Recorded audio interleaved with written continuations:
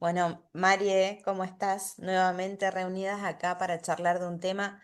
Te conté, encontré este libro de la doctora Christine Ann Lawson. Ella está en Texas, es psicoterapeuta y bueno, y escribió este libro. A mí me pareció muy interesante poder abordarlo, charlar. Voy a dejar un enlace con el tema del libro y voy a dejar también este, este material para que lo vayan viendo. Si alguno de los que está escuchando se siente reflejado y dice, upa, yo tuve una mamá así, o por lo contrario, me veo identificada siendo en algún momento una mamá así, bueno, es buen momento para poder reflexionar sobre el tema. También lo hacemos porque queremos saber cuál es el impacto que tiene en la vida de los adultos el tema de la maternidad. Tema que es charlado, pero no es tan charlado, y sin embargo, ser madre es como un descubrimiento nuevo para cada una de nosotras cuando nos toca la experiencia. Recién estábamos hablando, ¿no? El amor. Vos tocaste el tema del amor. Y claro, mi mamá es la mejor, eh, ¿cómo le voy a reclamar algo si me dio la vida? Y hay un montón de cosas de fondo ahí, ¿no? Aceptar a las mamás tal cual han sido, porque también es eso, creo que la función final o hacia dónde vamos es aceptar de dónde venimos, de esta mamá que tuvimos, pero bueno, ver qué cosas podemos tomar para nosotros y mejorar en nuestro vínculo con nuestros hijos. Eh, para ir descubriéndonos, porque es un aprendizaje.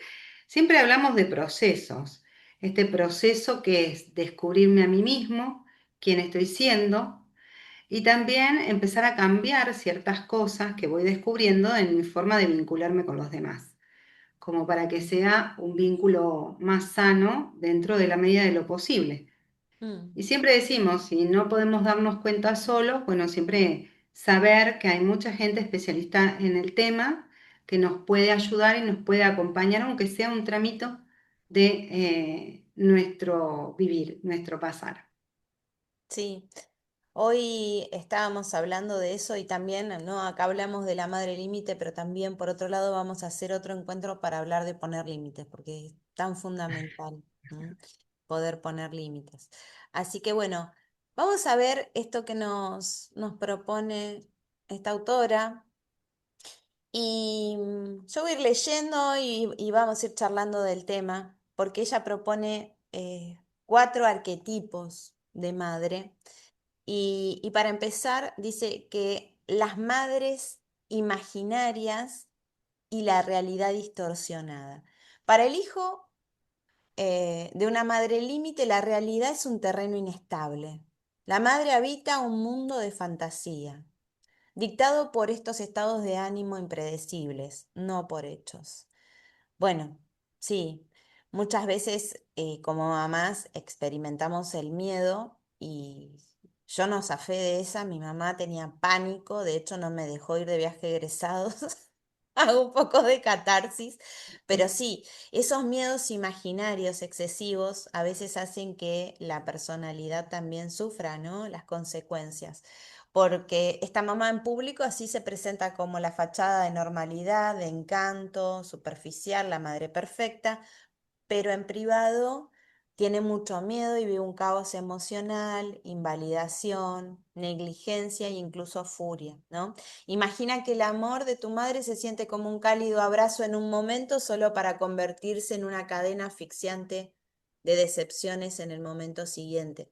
Seguramente mientras estamos hablando a alguien le resuena esto de decir, sí, yo sabía que podía quedarme después de gimnasia un rato charlando con mis compañeros, pero también sabía que si volvía a casa 10 minutos tarde, esa misma ansiedad que vivía mi mamá me iba a llevar a la ruina porque la tenía que aguantar después.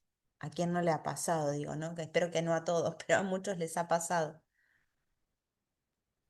Correcto, esta, que a veces nosotros mismos, ¿no? Ponemos una cara frente al público y decimos, ¿cómo estás? ¿Todo bien? ¿Todo bien? Sí, hermosa. Pero por dentro sabemos que tenemos muchos miedos, muchas cosas que no tenemos resueltas, muchas inquietudes, incluso cosas que dejamos de hacer por no exponernos, porque nos da miedo la exposición, porque nos da miedo tocar alguna fibra íntima de algo que nos pasó antes y que se vea en este presente. Entonces, bueno, sacarlo un poco de ese contexto tan duro, de ese caos emocional constante, porque también puede ser un caos más pequeño, con menor dolor, pero esta cara que ponemos ante el público, que está todo bárbaro, y sin embargo hay muchas cosas de las cuales no se hablan. No podemos hablar, se convierten en una discusión, son temas que silenciamos, eh, porque hay un trasfondo ahí atrás. Sí, también lo social, ¿no? Pero bueno, acá habla Lawson de el ciclo del miedo y el control, cuando el hijo se convierte en el estabilizador emocional de la madre, ¿no? Mm. Miedo materno, es lo que decía yo, aparece este caos emocional. El niño, en vez de sentirse libre, siente culpa. A veces tardamos años en terapia de decir, ¿dónde viene la culpa? ¿Qué pasó con la culpa? ¿Por qué tanta culpa? Y es por esto, justamente, por estas situaciones que se han vivido en la más temprana infancia. Y bueno, y una vez de que te encontrás con mamá y sos chiquito, bueno, ahí aparece esta calma temporal y donde en estas relaciones madre-hijo, madre-hija, ¿no? Hay una prioridad invertida, ¿sí? Y es como que el niño aprendiese a ser, a priorizar también la estabilidad emocional de la madre, porque de eso depende su tranquilidad. Entonces es como que en vez de expresar sus propias necesidades, trata de calmar a la madre. Y esto mucho lo trabajamos en constelaciones, cuando el niño está ocupando el rol que no le corresponde. ¿No? Y aparece también el miedo al abandono, que es el motor principal, ¿no? De la madre. Es un terror intenso al abandono. Y ahí el niño debe calmar este miedo constantemente para que la madre no entre en crisis. Imagínense que hoy en día, con tantos padres separados, familias disfuncionales y toda esta cuestión, y vos lo debes de ver mucho en clase, porque a vos te debe pasar, que los chicos vienen con ese terror, con ese miedo. Incluso la culpa, me tengo que quedar con papá o me tengo que quedar con mamá. Y si yo me quedo con mamá, papá queda solo. Y si yo quedo con papá, mamá queda sola. Y entonces lo que pasa en la vida, digamos, psíquica de esa persona es que la consecuencia es una identidad fragmentada, ¿sí? Entonces el niño va a oscilar entre la ansiedad, la culpa y la vergüenza. Son temas que me parecen muy profundos de hablar, que la sociedad tiene que llevar a la conciencia, que no tienen que trasladarle a los niños todos estos miedos, todas estas angustias personales, porque el impacto después es muy grande. Repito, vos nos podés poner luz en esto, lo que ves en las escuelas también. Sí, estos chicos que no saben dónde tienen que ir y que viven constantemente en un estado de ansiedad. Y bueno, la culpa y la vergüenza también se ven, ¿no es cierto? Y también lo vemos en los adultos y en las consultas que recibimos nosotras como coaches, o en las mismas constelaciones, ¿no? Estos padres, donde si hemos pasado por la experiencia, también lo sabemos, ¿no? ¿Qué nos pasa cuando somos padres y nuestro hijo se va con el otro progenitor?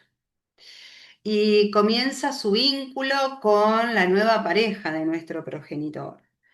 Entonces, claro, hay todo un tema ahí que es normal que ocurra porque está la tristeza, ese miedo de que era mi pequeño y yo le di absolutamente todo y a lo mejor ahora mi pequeño creció y tampoco puedo ver que creció, me quedo en esa imagen del pasado como un niño, donde este niño también trata de calmar a la madre, trata de calmar al padre cuando está en cada uno de esos lugares. Y como vos dijiste, no puede expresar lo que realmente le está pasando, lo que siente, o contar, me siento mal por una materia de la escuela, o por una pelea por algún compañero de la escuela, o porque me gusta una chica, un chico, lo que sea. Y no se siente con esa con ese mundo adulto que debería contar y el apoyo de esos padres. ¿Cuántas veces nosotros somos esos padres?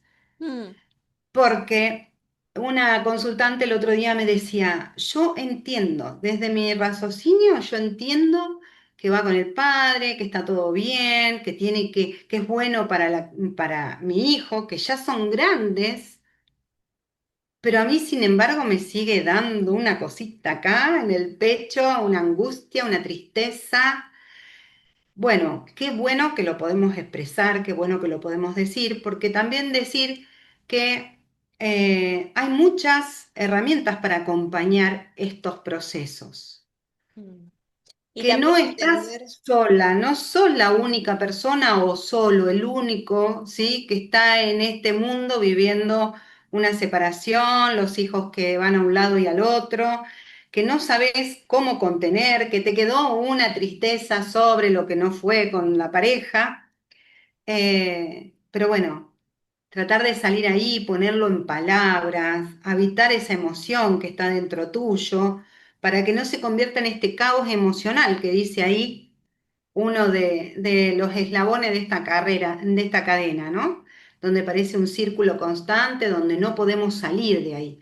Entonces, ese caos emocional, para que no vaya la culpa de ese niño, trabajarlo, habilitarlo, abrirlo, expandirlo, hacerle una flechita con una salida para otro lado. ¿Qué me está pasando?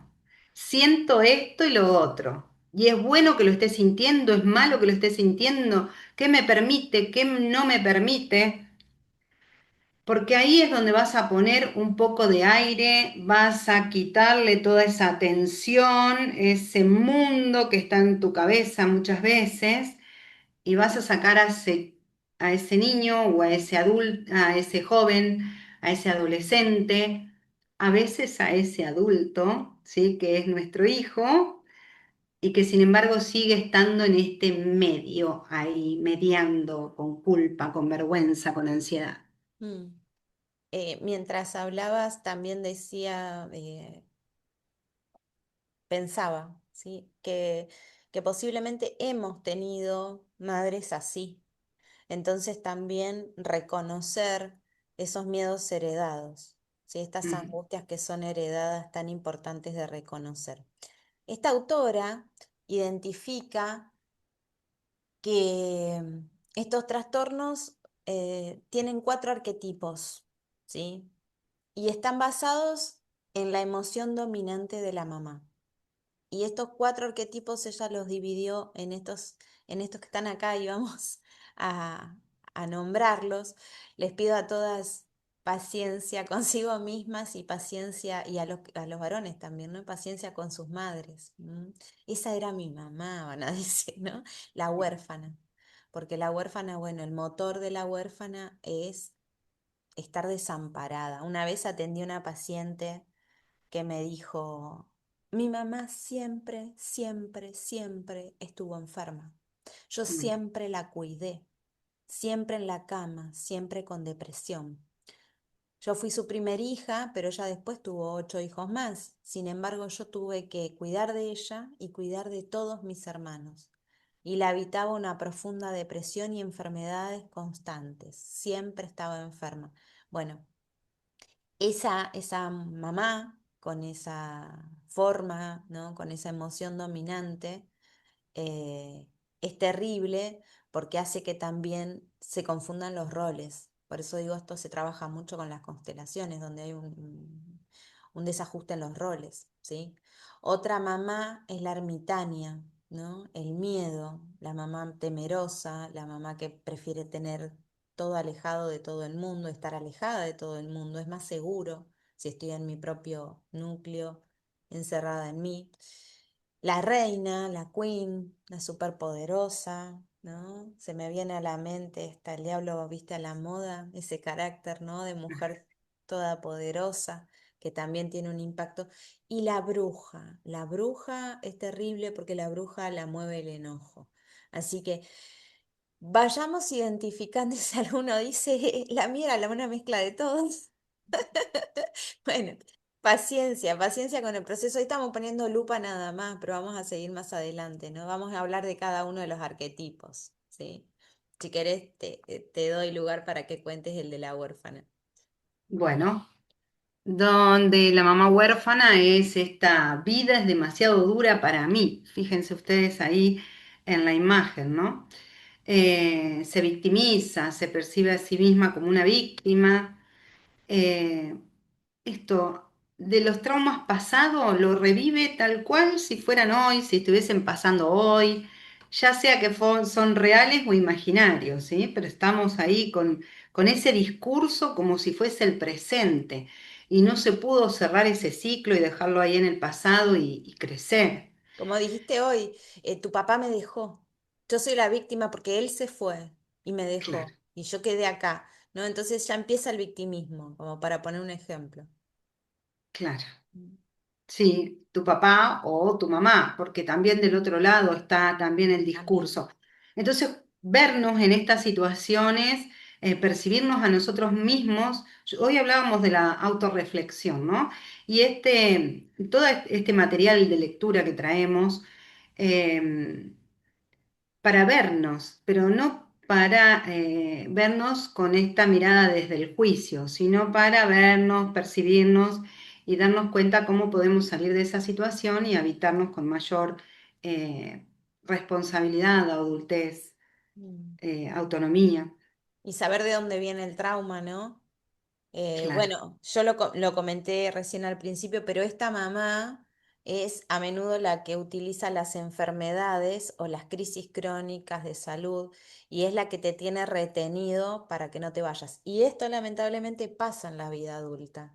Por eso digo, a veces están escuchando estos audios personas mayores y tienen una mamá de 84 años que ahora capaz que sí está enferma de verdad, pero estuvo enferma toda la vida claro. y vos decís, qué cárcel que viví, qué cárcel que viví, porque nunca me di cuenta que lo que estaba pasando era mi vida y te encontrás siendo un adulto mayor.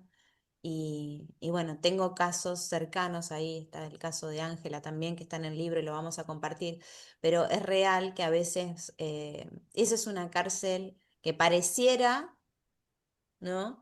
Que no, pero sí está y hay una dependencia que no te permite viajar, que no te permite salir, mucha gente que ni siquiera se casa porque tiene que cuidar a su madre, a su padre, que siempre estuvo mal, o sea, que deja su vida en pausa porque tiene que ocuparse de sus padres. Terrible. Sí, terrible. Y esto, mira, que decía ahí que rechazaba la autonomía esa mamá, Mm, ¿no? Esa mamá que pide ayuda, dice sálvame, pero rechaza las soluciones ofrecidas para estar siempre en ese vínculo que no suelto. ¿Ah? Sálvame, pero no me sirve. Me sigo quejando ahí. mm. Qué Así- terrible, ¿no? Porque ahora de adultos así- quizás lo podemos evaluar, entender, conversar, pero cuando sos un niño no te queda otra. Mm, Y realmente sufrís un montón, porque el miedo es, ¿le mm, pasará algo a mamá? ¿Le pasará algo? Y tenés 4, 5, 6 años, 7, y vas con un miedo a la escuela porque decís, ¿qué pasará cuando yo no estoy? ¿Quién le acerca el vaso de agua? ¿No? Por eso digo, a veces los traumas hay que verlos desde este ángulo para entender el transcurso de la vida de cada uno y cómo poder superar esos miedos que están anclados tan fuertemente. Otra, mamá, es la Acá es huérfana. el hijo, cómo sufre el hijo este de la Mm, huérfana. Eh, Porque es una carga prematura, ¿sí? Entonces dice, la parentificación, el niño se convierte en el padre de su propia madre. O sea, hay un lugar que está ocupando que le es demasiado grande porque no tiene los recursos para ser el adulto mayor a su mamá que ocupa un lugar tan importante en nuestras vidas. Esa culpa corrosiva, el niño siente que si él fuera suficiente, su mamá sería feliz. ¿Cuántas veces nos encontramos haciendo cosas para que nuestra madre se sienta bien, se sienta feliz? Porque su infelicidad, sí, es esto, ¿no? Es ese fracaso mío, no pude llenar a mi mamá. Y es más, hay muchos dichos populares que dicen, ¿no? No, una madre puede criar tantos hijos, pero tantos hijos no pueden criar una madre. Estamos ocupando lugares totalmente diferentes. No podemos, podemos acompañarla, podemos ayudarla, podemos darles, pero hasta ahí nomás, porque desde las constelaciones los hijos tomamos y los padres damos, ¿sí? Los Mm, padres dan, los hijos son los que toman. Entonces, bueno, podés darle a tu papá cuando está imposibilitado, cuando está muy grande, muy mayor, a tu madre, pero vivir toda la vida y más cuando sos niño, este cambio, ¿no? En la posición jerárquica que no ayuda. claro. Y Se queda tiene como, soy esa, insuficiente la persona. soy Siempre, insuficiente. claro, soy insuficiente, no logré llenar tus expectativas. Y si en casa primero no nos validan, ¿cómo pretendemos que ese adulto sea validado fuera? ¿Sí? Y acá dice, ¿viste el impacto? Voy Sí. a tener atracción hacia parejas que necesitan ser salvadas. Esto es como la máxima en las sesiones, porque siempre pasa que aparecen hombres y mujeres con esta historia, con este relato, con esta vivencia de tengo que ayudarla, no pude ayudarla, ¿cómo la puedo ayudar? Yo lo quiero ayudar, yo sé que es un buen tipo, si yo lo saco de este problema seguramente va a ser bueno para mí, tal. Mirá, ¿dónde está realmente el trauma en este caso, ¿no? Ujú. Y nos sentimos muchas veces las salvadoras y decimos, bueno, qué lindo rol, yo puedo salvar a otro, puedo ayudar al otro a que crezca, a que sea bueno, a que se rescate, a que sea mejor, hasta que nos damos cuenta, ¿no? Qué lugares estamos ocupando, si el otro no pidió ayuda y nosotros se la estamos dando sin que el otro la pida, cae en saco roto porque en realidad el otro ni siquiera se da cuenta todo lo que estamos haciendo para ayudar. Bueno, todo eso que si no hacemos un stop, un detenerse, una pausa y observamos y evaluamos todo lo que nos está sucediendo en nuestra vida, cómo actuamos, cómo reaccionamos, es difícil darnos cuenta. Tal cual, y esa es la tendencia a la autodeprivación, ¿no? Poner primero al otro, dejarme para después.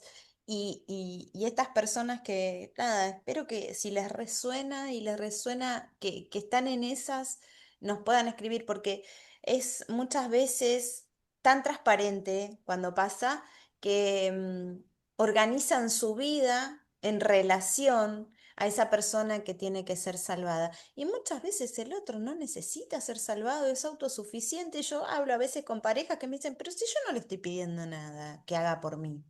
Ella lo hace porque quiere, él lo hace porque quiere. Y ese porque quiere está acá. Es este el fundamento real, es este el trauma de fondo. Y está bueno poder observarlo, como dijiste antes. Bueno, vamos al otro arquetipo. Y este es la... La madre ermitaña, donde el mundo es peligroso, no confíes en nadie. A mí no me gustan los vínculos sociales. Y mis hijos son igual que yo. Por ejemplo, ¿no? No me gusta sociabilizar y mis hijos son igual que yo. Bueno, acá se vive con miedo y la paranoia que vive en este estado de vigilancia constante, qué agotador, ¿no? Estar en esa vigilancia constante porque ves enemigo en todas partes, entonces estás siempre a la defensiva, cuidándote y corriendo del medio, ¿no? A los otros, a las otras personas. Mm. Esta posesividad, la independencia del hijo, se ve como una traición, pero está aislando a la familia para mantener el control. Sí, si mi hijo se va, no volvés nunca más y tenés la puerta cerrada, olvídate que soy tu familia. Tal cual. ¿Sabés qué imagen se me vino a la mente con con este arquetipo? El de la suegra. Viste que hay suegras que acá viene mi chiquito, ¿no? Y para mi chiquito todo y para el resto del mundo nada, ¿no? Es Nada. como que tienen todavía este sesgo, ¿no? Aquellos y aquellas que han logrado salir de esta madre posesiva ermitaña y logran hacer su familia igual, todavía quedan rasgos en su personalidad que hacen que la podamos ver, que sea muy, Claro, muy explícito, ¿no? Em, Esta madre posesiva no solamente vive con miedo y la pasa mal, sino que el miedo lo transmite. Por eso digo, también tener un hijo en la calle, un adolescente que va con miedo, no es lo mismo que tener a alguien criado con seguridad, que pueda tomar precauciones, que esté atento, que esté despierto, pero no con miedo. El miedo sin duda no es una mejor manera de criar. Yo entiendo que allá y entonces, cuando nosotras éramos chicas, a veces no tenían otra opción.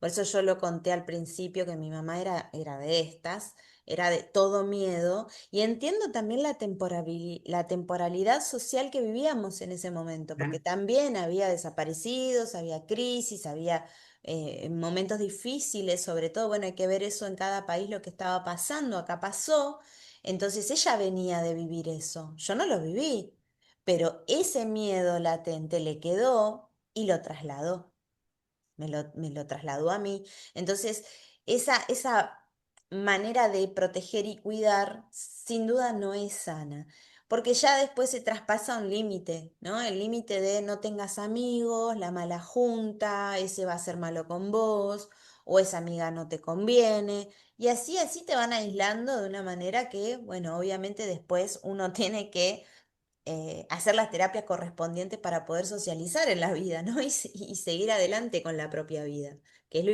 Y importante, aprender a poderse cuidar. cuidarse también, Claro, claro. claro. Sociabilizar, cuidarse, ir creciendo. Yo siempre digo es ir habitando ese adulto que Mm. tiene recursos, que sabe lo que es correcto, pero bueno, hay que construirlo a ese adulto también. Tal cual. Y hay que salir de esto para poder hacerlo. Bueno, a ver, el hijo de la madre ermitaña. Este heredó el miedo, ¿no? De la que estábamos hablando. Y amando sin alimentar su miedo. Este hijo siente asfixia, se siente atrapado. Cualquier intento de conexión externa es castigado con culpa y pánico materno. Esto es terrible, de Ujú. verdad. Em, Bueno, sin juicios, Maru. No, no, es que es terrible porque Sin puedo, juicios, puedo claro. empatizar con Ahí está. aquellas y aquellos que lo han vivido, porque lo he vivido. Entonces digo, sí, el mundo empieza a ser un lugar hostil, ¿sí? Entonces está esta frase, calladito te ves más bonito, pero era más bien, no digas nada, no vayas a la casa de nadie, no le cuentes a ver si pasa algo, ¿no? Era todo a través del miedo, esta crianza a través del miedo. ¿Qué pasa con ese niño? Ese niño vive una ansiedad internalizada y se le va a dificultar tomar riesgos, eh, va a dudar de su propio juicio, ¿no? De lo que piensa, de las ideas que se le ocurren. Y el pánico ante la independencia, ante estar solo, el pánico de estar solo. Y después lo que pasa ciertamente, mamis, aquellas que son mamis y están escuchando, es que nosotras no somos eternas, ¿no? Finalmente mi madre falleció. Entonces, ¿qué pasa ahí? ¿No? Eso Claro, también hay que tenerlo en cuenta. Esta mamá que está transmitiendo miedo y que dice, yo soy la única que te va a querer realmente porque yo te parí, porque esa es una frase típica de madre posesiva, como yo te parí, yo soy la única que te va a querer realmente. Entonces, si bien ahí hay mucho desierto, es verdad, también es verdad que nosotros tenemos un tiempo de vida y que tenemos que crear hijos fuertes para la vida, ¿no? Ese es nuestro trabajo, así como la naturaleza nos muestra que cada una de las crías en la naturaleza tienen que poder cumplir su propósito, ¿no? El pajarito en un momento la mamá lo saca del nido y tiene que volar, ¿sí? Eso es lo que va a pasar, porque si no, no pudiste cumplir tu propósito. Y el trabajo de la mamá en la naturaleza es hacer que su hijo pueda cumplir su propósito. Nuestro trabajo como mamás, más allá de que tengamos miedo, es que nuestros hijos puedan ser autosuficientes en la vida cotidiana. Y también hacer una reflexión sobre esto y decir que cada vez que nuestros hijos van a tener una situación en la vida, nosotras no vamos a estar. Cuando tienen que dar un examen no vamos a estar, cuando tienen que darle el primer beso al novio no vamos a estar, ni hablar de la primera relación sexual, ni hablar de esos matrimonios que obviamente, si nosotras estamos seguras que su carácter fue suficientemente fuerte y bien forjado, van a poder llevar adelante una vida feliz, pero si no, ¿qué van a hacer? Van a ir corriendo con mamá nuevamente, que es lo que termina pasando. Sí. Y bueno, y ahí nos estamos viendo, porque todo esto siempre nos resuena, lo que pasa, lo que sucede, y es ver de qué mejor manera nosotros podemos ir haciendo un caminito de mayor conocimiento y de trabajar todas esas limitaciones que vamos viendo en cada una de nosotras. Porque como todos somos diferentes, todos tal vez tenemos un poquito de una cosa, un poquito de otra, pero bueno, lo bueno es... siempre yo creo que lo bueno es conocer eh, la literatura, leer, asistir a charlas, grupos, etcétera, donde uno pueda verse, pueda aprender, pueda tomar nuevos recursos y no quedarnos en ese mundo que es como nosotros lo aprendimos a los 15, a los 20, a los 25 años y que nos dure para siempre, no, porque todo cambia y nosotros también podemos estar cambiando y si en algún momento nos dimos cuenta que cometimos muchos errores por desconocimiento, porque sabíamos que esa era la mejor opción e hicimos lo mejor que pudimos, y hoy decimos, no, eso no fue lo mejor que yo podía, hoy puedo otra cosa. Bueno, hoy estamos bárbaros, sin juicios, ¿sí? Aprendiendo cosas nuevas para poder implementar cosas nuevas y poder cambiar, porque creo que se aprende hasta el último momento de nuestras vidas. Sí, y no trasladarlo en las nuevas crianzas, ¿no? Poder hacer el cambio y el ajuste a tiempo para que cuando te toque ser mamá no recurras a los mismos mecanismos. Yo recuerdo también en mi maternidad el estar inculcando independencia todo el tiempo. Por ahí se me fue la mano, pero mi cachorro al menos es bastante independiente y tiene fuertes vínculos de amistad de los cuales sé que se sostiene y eso es amorosamente feliz para mí verlo acompañado.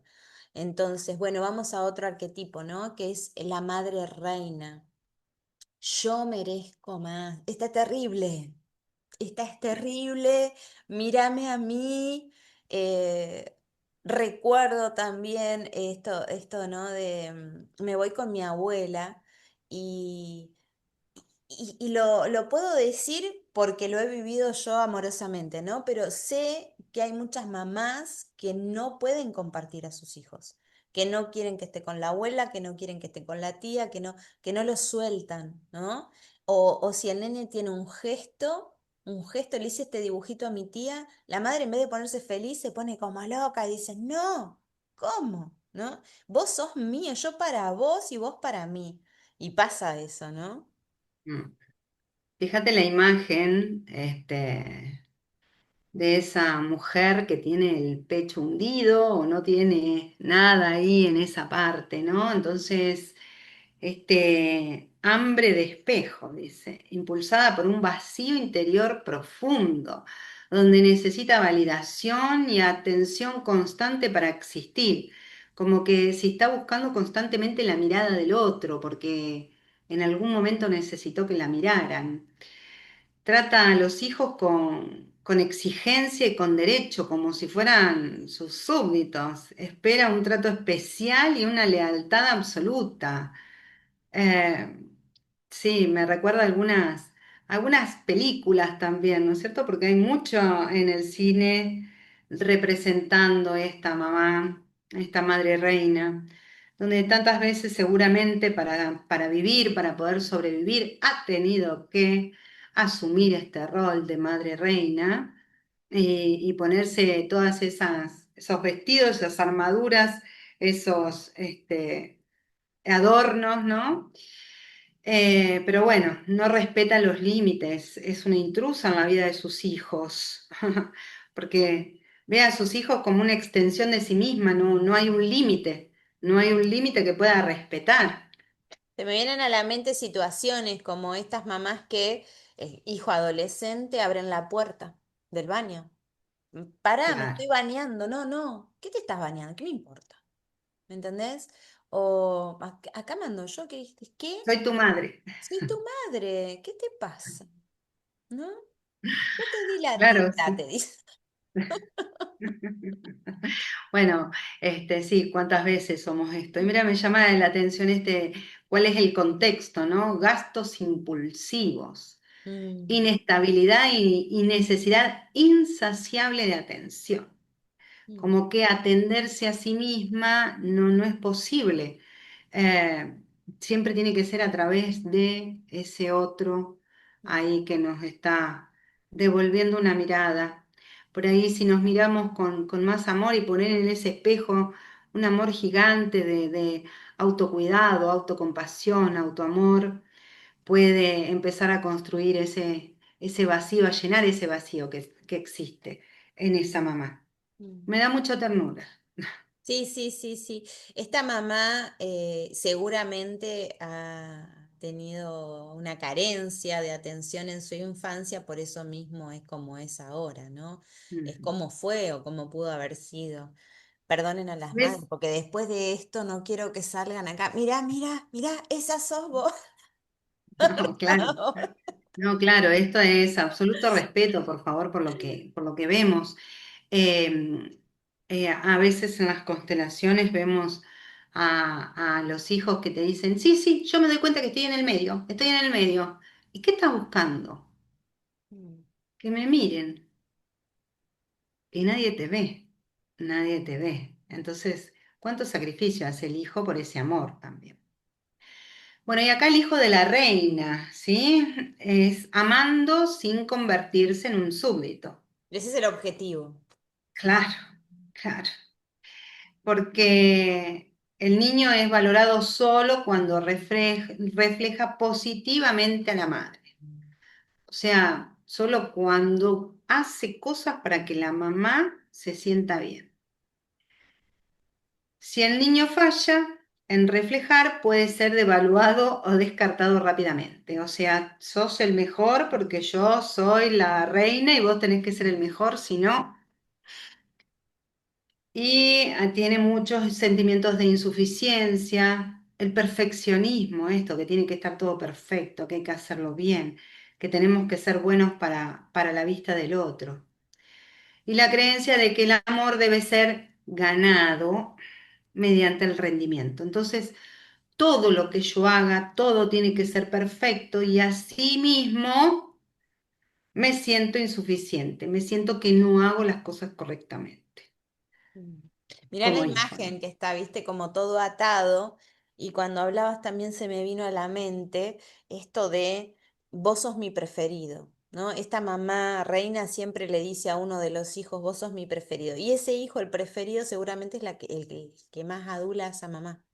¿Sí? Claro, Entonces, justamente también tiene que ver con eso, y descarta al otro, lo devalúa, porque el otro, en vez de decirle, mamá, vos sos perfecta, sos la reina y tal, le dice, no, vos tenés este y este defecto, y no se la banca la reina, no se banca que vos le digas los defectos. Como no se lo banca, no sos el hijo preferido. Así que yo creo que igual esta charla pone mucha claridad y uno puede decir, ah, con razón. Sí. También sí, sí, existe sí. algo que es la adaptación. El niño, en este proceso de crecimiento y de pasarla lo mejor posible, va teniendo un proceso de adaptación. Entonces ya sabe que la madre es así, empieza a adularla solamente para tener una vida más liviana, ¿sí? Pero la realidad es que tiene impacto igual, porque si Claro, vos sos perfeccionista, fíjate qué pasó en la infancia, ¿sí? claro. O sea, si vos necesitas solamente méritos en la vida y te matás haciendo méritos y después estás trabajando y eligen a tu compañero que no tiene ningún mérito, y vos decís, ¿qué pasó? No es como yo pensaba.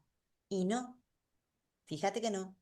Fíjate que hay otras habilidades que podés tener y no ser perfecto. Por ahí hay empatía, habilidades blandas, de comunicación, ¿entendés? Un montón de otras cosas que no estás teniendo en cuenta, pero porque por tu formato, ¿sí? Por tu formato. Todo tiene un impacto, o sea, va más allá del núcleo familiar. Esto tiene un impacto en la vida, ¿no? Cuando hablamos de estas madres.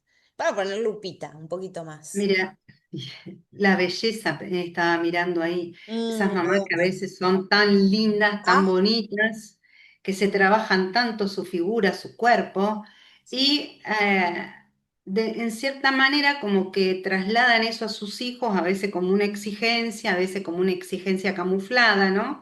Ay, pero mira qué linda cómo se te notan los musculitos, ¿no? Por ejemplo. Ujú. Y, ay, no, estás muy gorda. No le traigas una novia con unos kilos de más porque Claro, bueno, muere esas la madre. cosas que hoy está como la sociedad también cambiando un poco en esto de no hablar de los cuerpos, que me parece excelente.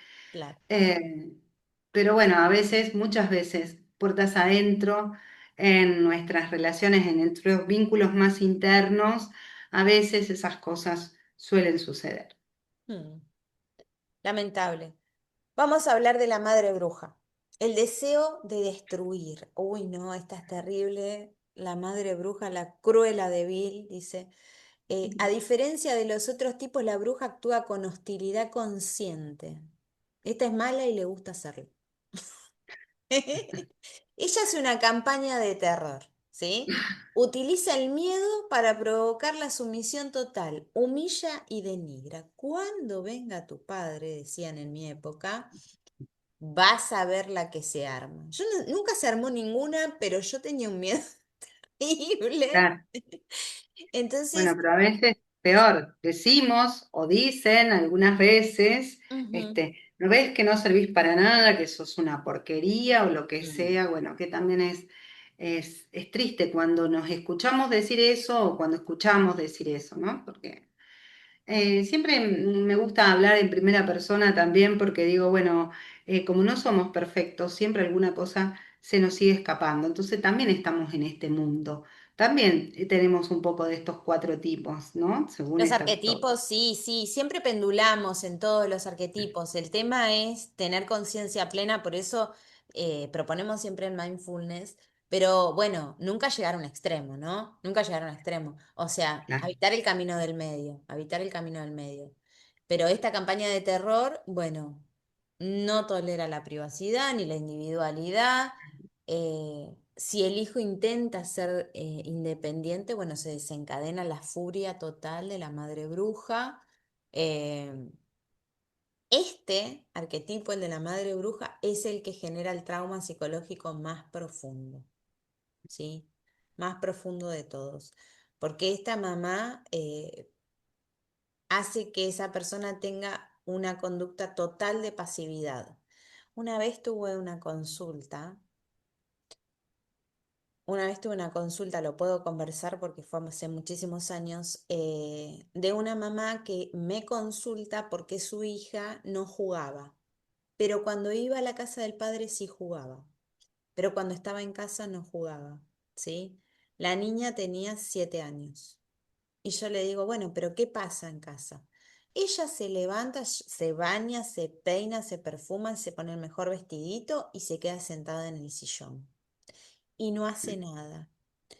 ¿Cómo no hace nada? ¿No juega con los juguetes? No, no juega ni siquiera con los juguetes. Y el otro día vino toda embarrada de la casa del padre, ¿sí? ¿Qué pasaba? Bueno, teníamos una mamá que era obsesiva de la limpieza. Entonces era una adaptación de la niña para no tener que ordenar los juguetes, para que mamá no la rete, para que mamá esté tranquila. Pasaba sus días frente al televisor sentadita.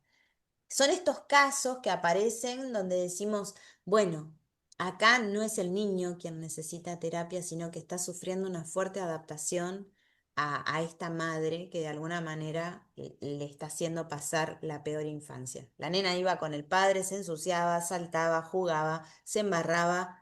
Y aunque sabía que venía y mamá la iba a pasar por la bandina prácticamente, lo hacía igual porque tenía que vivir su infancia y porque por suerte tenía un papá que habilitaba eso, ¿no? Porque a veces no existe la posibilidad. Vamos a ver qué pasa con el hijo de la mamá bruja, porque sobrevive al terror, dice acá. Claro, vive en modo supervivencia. Yo Mm, iba a agregar a esto que dijiste, qué buen espejo para la mamá, que por suerte pudo acudir a una terapia, Mm. que mi hijo me esté devolviendo una mirada para mí misma, o sea, para que yo empiece a trabajarme a mí, qué me está pasando, un papá que habilita, una mamá que no habilita, pero había mucho para trabajar ahí en la parte de la mamá. Entonces, Era ella.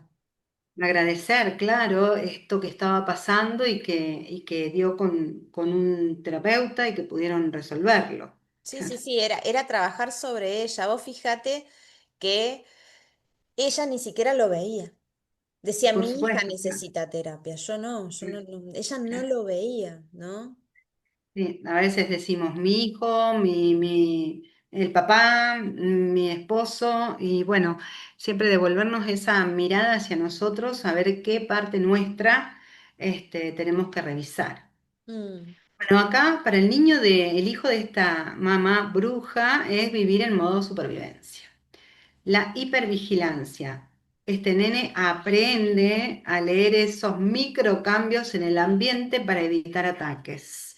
Claro, a veces hacemos un gesto nada más con la mirada, a veces levantar los o darnos vuelta de una manera, ¿no? Y nuestro hijo ya se dio cuenta de que algo no está bien. Bueno, pasa.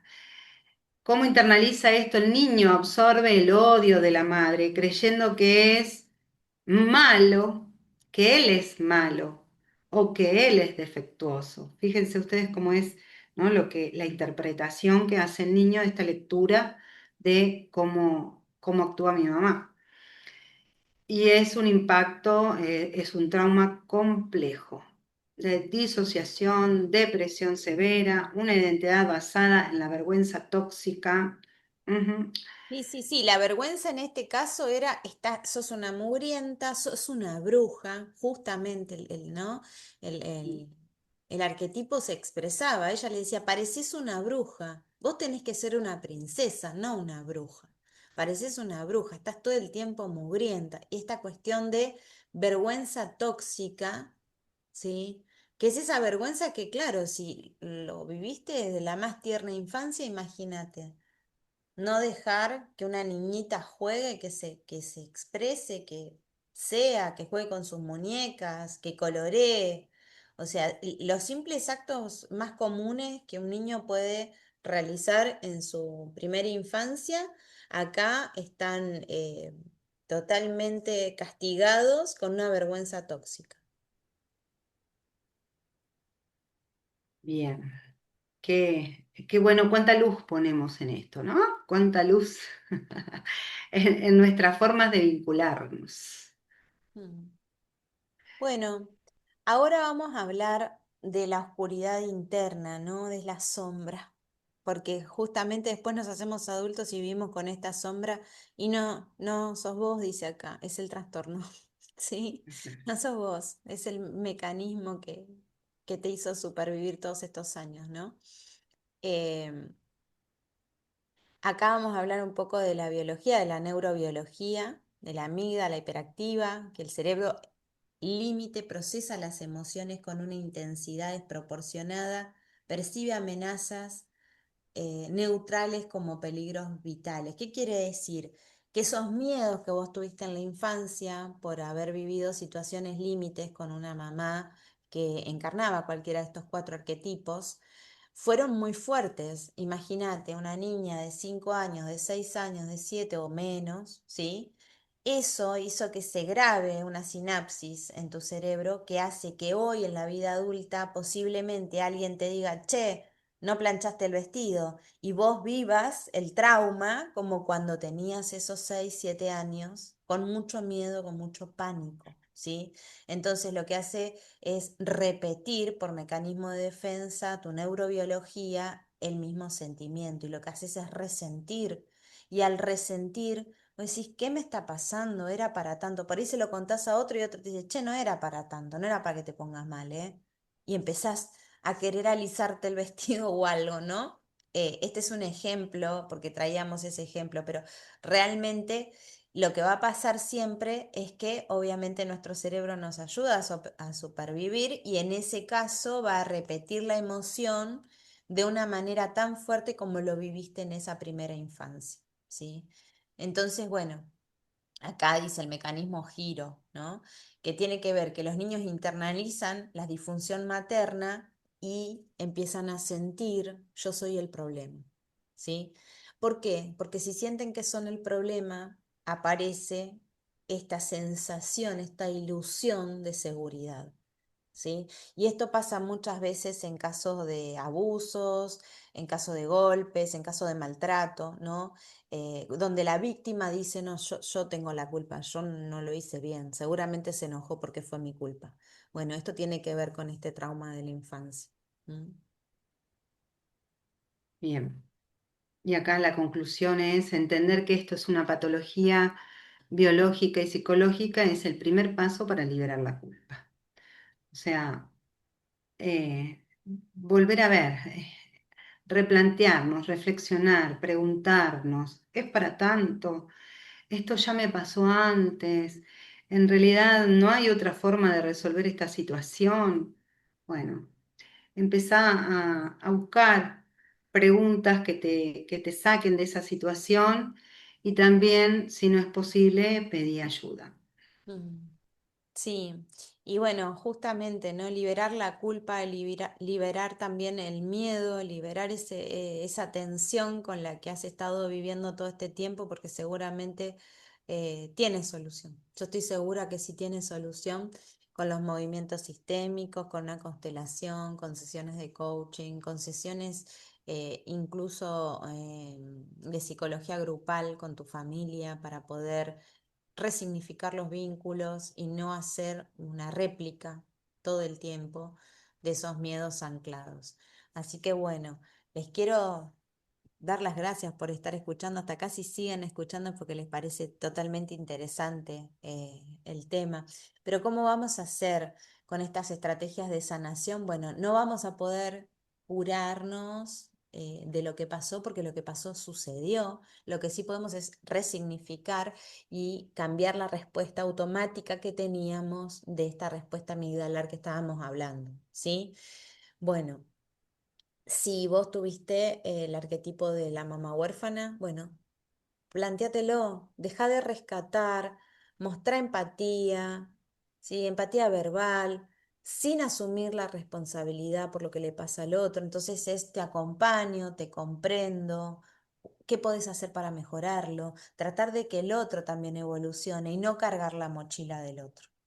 Esa sería la primera. Claro.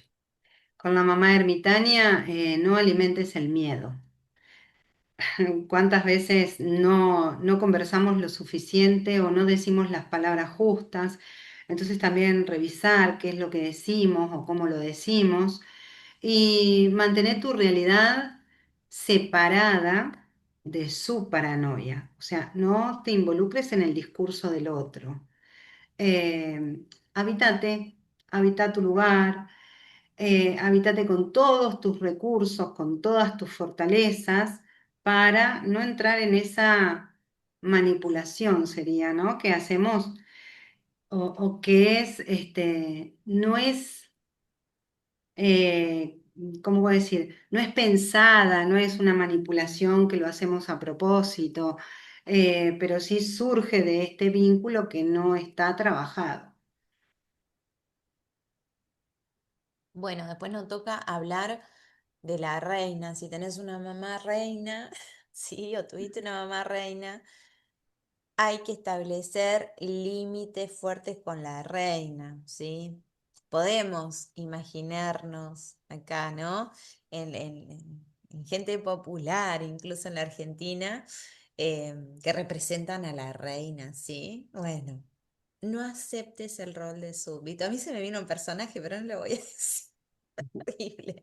Pero son personajes muy característicos, estas personalidades, ¿no? Entonces, con la reina hay que establecer límites firmes, ¿sí? No hay que aceptar el rol de súbdito. Y acá es importante decir, bueno, yo ya soy un adulto, eh, no soy ni más ni menos que vos, empezar a ejercer la igualdad y el respeto mutuo. O sea, yo te respeto, pero vos también respetame, ¿sí? No en tu calidad de reina yo voy a ser siempre un peón. Claro. con la mamá bruja, priorizar tu seguridad. Siempre mantenerte en espacios, en lugares seguros. mm, Trabajar esta distancia, tanto física como emocional, si es necesario. Siempre tratando de resguardar tu vida, tu seguridad, tu integridad, tanto física como emocional. O sea, cuídate también para poder cuidar a esa mamá bruja, porque cuando vos pones límites, cuando todos en realidad ponemos nuestros límites, trabajamos sobre nuestros límites, conocemos, reconocemos, le hacemos conocer al otro, hasta acá está mi límite, no pases mi límite porque va a haber una consecuencia. Es como darle un marco respetuoso a nuestra vida y también a la vida del otro. Entonces me cuido y cuido también del otro con el límite. Bien. Bueno, y más allá de todo esto, ¿sí? Hay que hablar de esto también porque existe la madre imaginaria, ¿sí? Y este es el duelo más difícil, porque hasta ahora estamos hablando con gente que puede reconocer esa madre que tuvo, pero hay una gran cantidad de personas que ni siquiera lo puede reconocer. ¿Por qué? Porque tiene a la madre imaginaria en la mente. Por ahí la reina es magnífica para vos en tu mente y eso es la mamá imaginaria. Por eso, aceptar, ¿sí? Que no tuviste por ahí la mamá que necesitabas o merecías, ¿sí? Reconocer que tuviste una madre que tenía alguno de estos arquetipos, ¿sí? Y que te va a dejar, te permite dejar de esperar lo que ella no puede dar. O sea, si no vos vas a estar toda la vida reclamando y reclamando y reclamando en todas tus sesiones de terapia porque si ella hubiera sido, porque si ella me hubiera dado, porque si ella me hubiera querido como yo merecía, tal, no va a pasar, ¿sí? Esa madre imaginaria perfecta no existe, pero no existe de verdad. Nosotras no somos perfectas, ninguna mujer es perfecta, la madre perfecta no existe. Entonces, si vos tenés una madre imaginaria que es la ideal, no existe, ¿sí? Y si tu mamá en tu ideal ahora es perfecta, también estás equivocada o equivocado, lamento decírtelo, ¿sí? Simplemente es la mujer que más amas en el mundo, pero no es perfecta. O sea, lamento comunicarles a todos y por más que digan, sí, la mía, no lo es. Bien, hay que soltar la fantasía y hay que empezar a construir nuestra propia realidad con respecto a la maternidad. ¿Mm?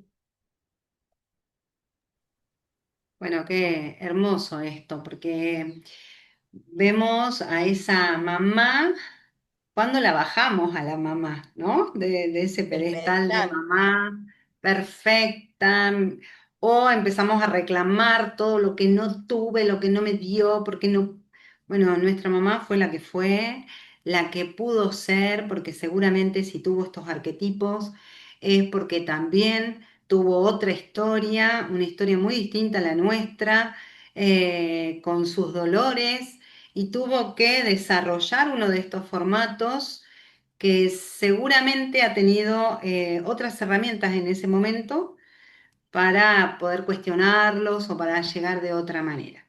Nosotros hoy tenemos a lo mejor muchas más cosas con este beneficio de la comunicación, la tecnología y demás que está al servicio hoy del mundo entero. Podemos hablar de más cosas, se han habilitado mucha más información y podemos empezar a trabajar con nuestras madres ideales y con nuestro propio modelo de maternidad para ser más conscientes en eso que queremos transmitir y cómo queremos seguir trabajando en nuestros vínculos. Totalmente. Muchas gracias, Marie. Para cerrar, igualmente también quería decir, porque hay un tema que está relacionado a esto con la madre imaginaria que no tocamos, y es aquellos que ni siquiera han conocido a su madre, ¿no? Que es Mm, también otro tema para entrar ahí, pero opera mucho el tema de la madre imaginaria ahí, ¿no? Incluso esa madre que abandonó y no estuvo presente en la vida de esos hijos, igualmente en la psiquis de ese niño hay una madre imaginaria que es perfecta. Bueno, todo eso se tiene que trabajar, ¿sí? porque ya te digo, no va a ser menos perfecta la bruja o la reina que la abandónica. No hay mamá perfecta. Sí, no hay mamá, Claro. no hay fantasía, digamos, que nosotros podamos decir, sí, tangiblemente ella hubiera sido perfecta si yo la hubiese tenido. No, hubiese sido la que te tocaba, ¿sí? Y te tocó de la manera que te tocó, ¿sí? No tenerla o tenerla, vivirla, no vivirla. Siempre nosotros actuamos desde nuestro mayor nivel de conciencia y esas mamás han actuado desde su mayor nivel de conciencia con las herramientas que tenían en ese momento, ¿sí? Y, y más si hay un trastorno mental que no está desvelado, que ni siquiera son conscientes, más todavía.